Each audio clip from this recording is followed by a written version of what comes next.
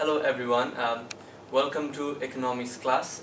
We are dealing with microeconomics 2 and this is the introductory class. Today I'm going to run through what we are dealing in this whole module, and then we'll talk about preferences theory and consumer demand and the assumptions underlying consumer preferences. So I've written down all on the board, so I'm going to start with what we deal in this module. So microeconomics 2. In this module we're basically covering three main things. First of all, we're looking at ourselves, consumer. What do we prefer? And we are looking at consumer preferences and our demand. So that's the first thing, consumer preferences and demand. The second thing, how do we get the things that we consume? It's from production. So we are looking at the production, costs, and the pricing behavior of the firms. So we are looking first at ourselves, then at people who produce. And the third one is the introduction to general equilibrium analysis. So how does everything that we consume and they produce comes into equilibrium? So these are the three main things we're going to do in this module, and it's really simple. We're not going to do very complex thing. We're going to look at the theoretical part, and then we'll talk you through examples, and then finally there are a few bits of mathematics, but it's not that hard. So yeah, so these are the three things. Please don't forget, these are the three main things: consumer preferences, ourselves; productions, cost and pricing behavior of firms, there, and the final is where they meet, general equilibrium. So these three things. So let's start with preferences, theory, and consumer demand. So in this first subtopic, we're going to deal with preferences, about our preferences, and what are the assumptions.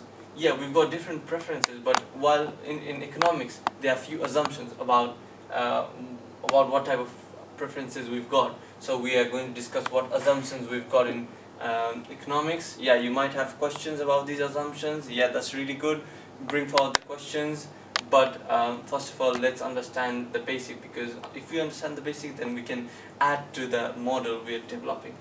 So first of all, preferences, the assumption. So that leads us to a very important part of indifference curves. These are the curves which basically they show our preferences, how they are shaped, and these are quite useful in modeling our demands and the shifts in demands.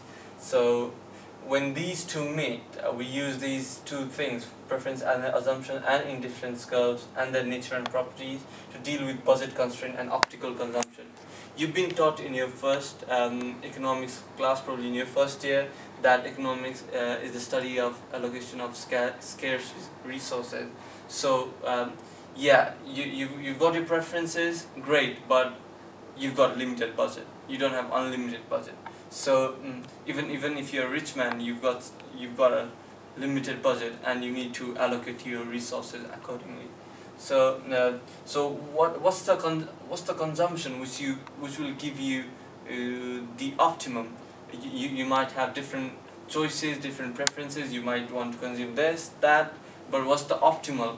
So we're going to deal with that as well, and this part will include a bit of mathematical aspect, and then we're going to look at income and substitution effects in terms of indifference curves. So if there's an increase in demand, if there's a decrease in demand, so what are the changes? How will it affect the indifference curves?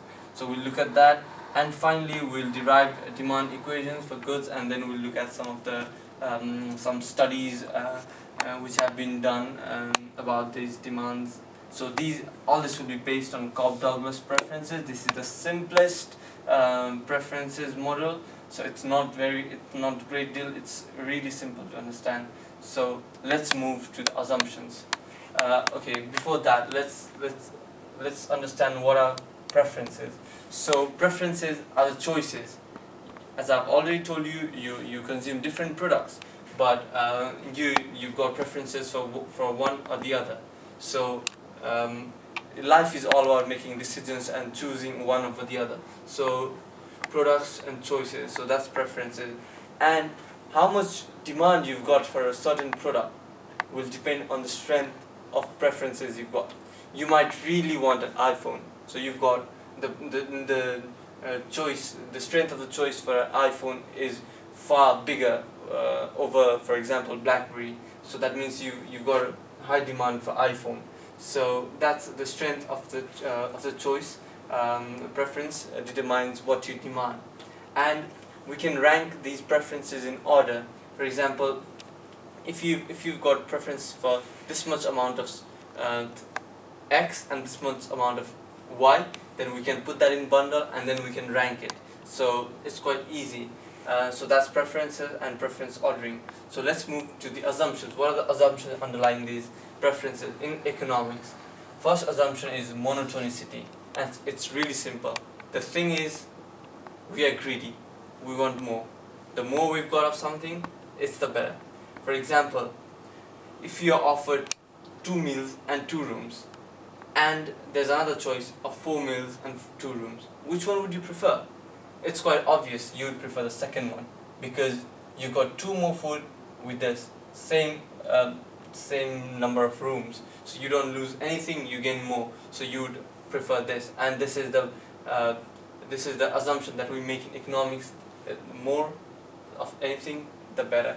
So if you look at this figure, suppose we take a reference point A, it's got X amount of shelter and Y amount of food. So anything above this point, for example, anything in this area in B, you've got more of X and more of Y. So you prefer any point in this area B over A. However, if you take any point in this area C, you would prefer A over C, because it's got less of shelter and less of food. So this is the first assumption: more is better. It's really simple. It's done. Now let's move on to second.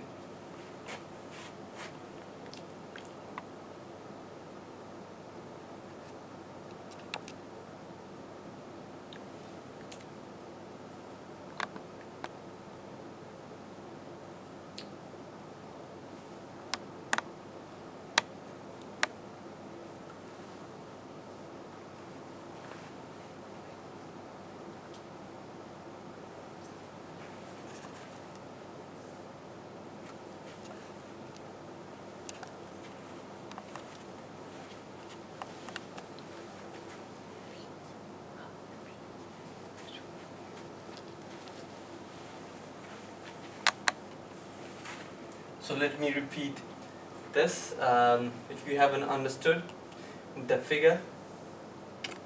Let's take a reference point A. It's got X amount of shelter and Y amount of food. That means, for example, 2 rooms of shelter and 2 rooms of food. 2 meals of food. So if you take any point in this area B, it will include more amount of rooms, as this is over, for example, let's take this point. So it will include more amounts of shelter and more amount of food. So you'll prefer any point in this area. It will be preferred over the reference point A. However, for example, you take a reference point here, you take a point here, you will get less amount of shelter and you'll get less amount of food. So you would prefer A over anything over C in C. So that's it. You prefer more. You prefer more to less.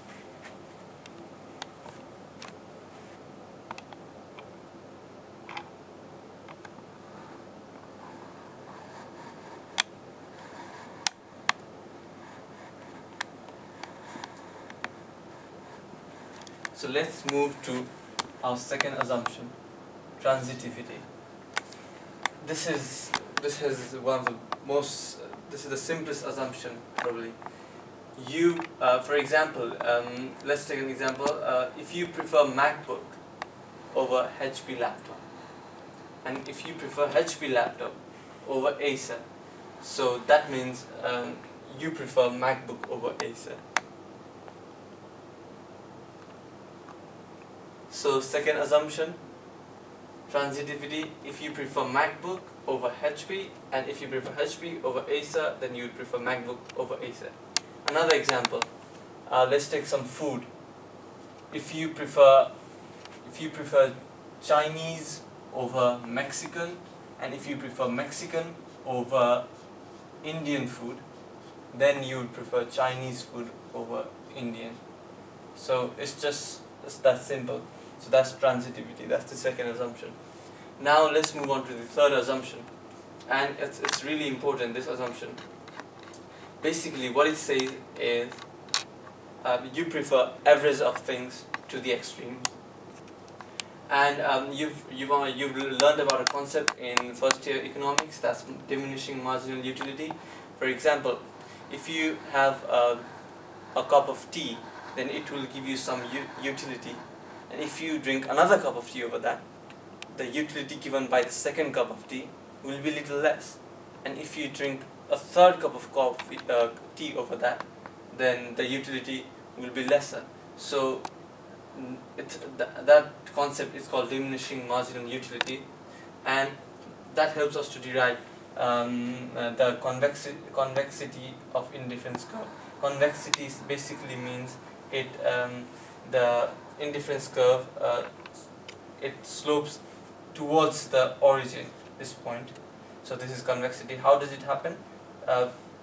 We'll explain that later. But from this assumption, we can tell that this indifference curve is convex in nature. That means it slopes towards the origin. So this is assumption third. Why is it so? We'll explain later. So from these assumptions, how does the indifference curve